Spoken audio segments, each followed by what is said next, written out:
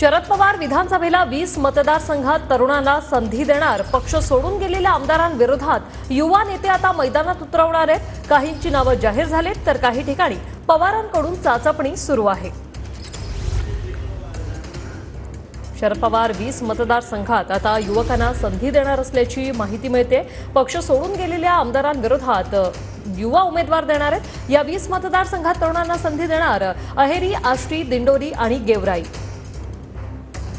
श्रीवर्धन, हडपसर, पुसद, बारामती। अक्षय मंकनी आमचे प्रतिनिधी आपल्या सोबत जोडलेले आहेत। अक्षय, काय सविस्तर अपडेट?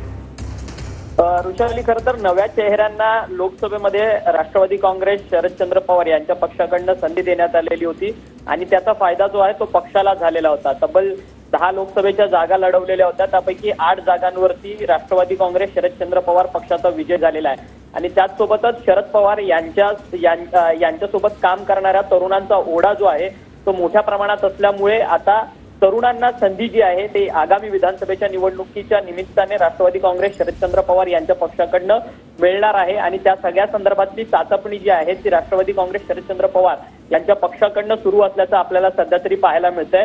नुकताच शरद पवार यांनी अकोले, अहमदनगर मधील अकोले विधानसभेचा दौरा केला। त्यावेळेस त्यांनी आपला तरुण उमेदवार जो आहे तो अमित भांगरे या जो तरुण उमेदवार आहे त्याचं नाव देखील जाहीर केलेलं होतं आणि त्याचसोबतच रोहित पाटील जे आता तासगाव कवठे महाकाळ या विधानसभा मतदारसंघातून तयारी करताना पाहायला मिळतात।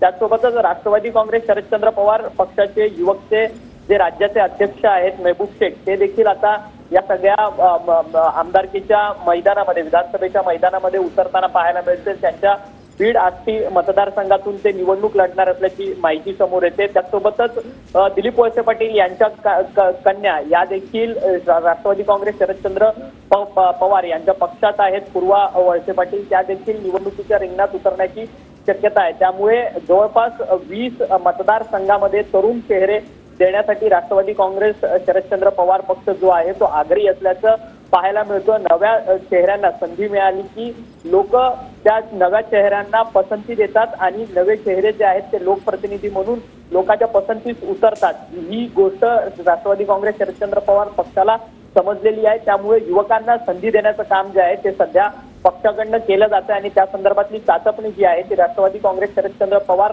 पक्ष जो आहे तो आगामी या सगळ्या 2024च्या विधानसभेच्या निवडणुकीच्या निमित्ताने करताना पाहायला मिळेल। ऋषाली, धन्यवाद अक्षय, तुम्ही दिलेल्या या माहितीसाठी।